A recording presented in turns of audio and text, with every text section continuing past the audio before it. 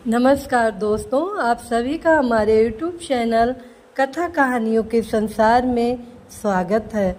आज मैं आप लोगों को संकटा माता के पूजा में जो कहानियाँ कही जाती हैं उनमें से एक कहानी लेकर आई हूँ। अगर पसंद आएगा तो लाइक कीजिएगा, कमेंट कीजिएगा, ज़्यादा से ज़्यादा शेयर कीजिएगा और हमारे चैनल को सब्सक्राइब कीजिएगा। कहानी इस प्रकार से है। एक बूढ़ी औरत थी, उसके एक बेटा और बहू थी। बेटा अपने माँ और पत्नी को बहुत प्यार करता था। बहुत परिश्रम करके वो पैसा कमा के ले आता था और हर आवश्यकता अपने माँ और पत्नी का पूरा करता था। इसी तरह परिवार चलता रहा। कुछ दिन के बाद उसके बच्चे भी हुए। अब उसकी जिम्मेदारी और बढ़ गई। तो लड़का सोचा कि इतने से कमाने से कुछ नहीं हो रहा है, मेरा परिवार अब बड़ा हो गया है और मुझे बाहर जाना चाहिए। कुछ बाहर पैसा कमाए तब फिर मेरा परिवार चलेगा। ये बात अपनी पत्नी से बताया। तो पत्नी ने कहा ठीक है, अगर आप बाहर जाके कमाना चाहते हैं तो कोई बात नहीं है, आप बाहर जाके कमाइए। तो पति ने कहा कि ऐसा बात है कि मैं तो जा रहा हूँ, लेकिन मेरी माँ बहुत बुजुर्ग है, उसका ख्याल रखना, वो ही अपने बच्चों की तरह ध्यान देना, क्योंकि मेरी माँ बहुत बुजुर्ग हो गई है। जैसे तुम अपने बच्चों का ध्यान देती हो उसी तरह हमारी माँ का भी ध्यान देना। तो बहू ने कहा ठीक है, आप जाइए। हाँ, उनको मैं अपने बच्चों की ही तरह ध्यान दूंगी। जैसे मेरे बच्चे रहेंगे वैसे माँ जी भी रहेंगी।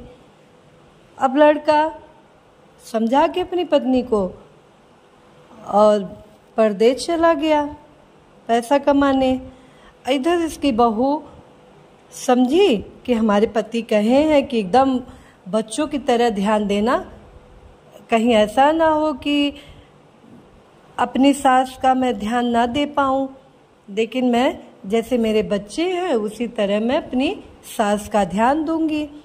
अब वो क्या करती, अपने बच्चे को दूध पिलाती, खाना खिलाती अपने हाथों से, उसी तरह अपनी सास को भी खिलाती। सास को भी दूध पीने को देती, सास को अपने हाथ से खिलाती। जैसे अपने बच्चों को नहलाती, बाल कटवाती, उसका बाल झाड़ती, उसी तरह अपनी सास का भी बाल कटवा दिया। उसको जो है साड़ी निकाल के उसको पैंट शर्ट पहना दी। उसको बाहर जैसे बच्चों को भेजती खेलने के लिए उसी तरह सास को भी भेजती। अब सास बड़ी बेचारी दुखी थी। अब इस तरह हरकत देख के बहू का बहुत परेशान हो गई। सोचती कि बहू ये क्या कर रही है मेरे साथ, पागलों जैसा हरकत कर रही है, जैसे बच्चों को मारती है वैसे हमको भी मार देती है। अब वहाँ तक तो ठीक था। अब ये अपने बच्चों को भेजती पढ़ने के लिए तो अपनी सास को भी जो स्कूल बैग दे देती, कहती जाओ पढ़ाओ। अब सास तो बड़ी परेशान थी कि अभी तक तो सब कुछ बर्दाश्त करने वाली बात थी, अब बताओ अब स्कूल कैसे हम जाएंगे।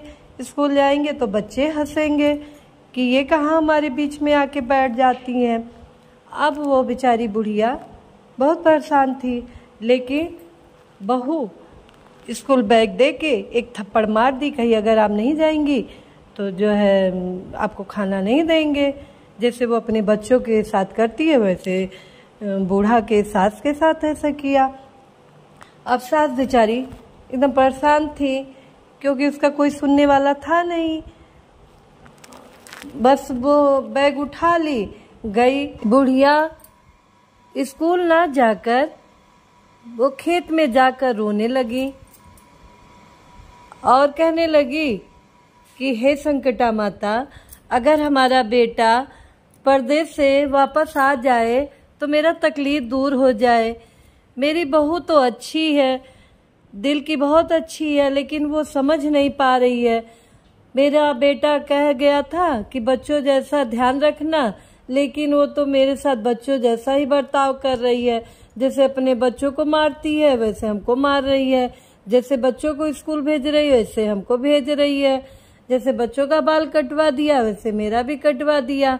अब मेरा जीना हराम कर दी है। अगर मेरा बेटा आ जाए तो सब ठीक हो जाएगा। तो संकटा माता उसकी प्रार्थना सुन ली और एक बुढ़िया का भेष लेकर उस बूढ़ा के पास आई और कहने लगी, क्या बात है बहन, तुम बहुत उदास बैठी हो। तो बूढ़ा बोली कि क्या करें, हम अपने बहू से बहुत परेशान हैं, हमारी बहू बहुत परेशान कर रही है, दिल की तो बहुत अच्छी है लेकिन वो समझ नहीं पा रही है। मेरा बेटा कुछ और कह गया और वो कुछ और समझ कर रही है। तो संकटा माता बोली कि तो तुम चाहती क्या हो। तो बूढ़ा बोली कि बस मेरा बेटा परदेश से वापस आ जाए तो वो देखेगा तो सब कुछ ठीक हो जाएगा। तो माता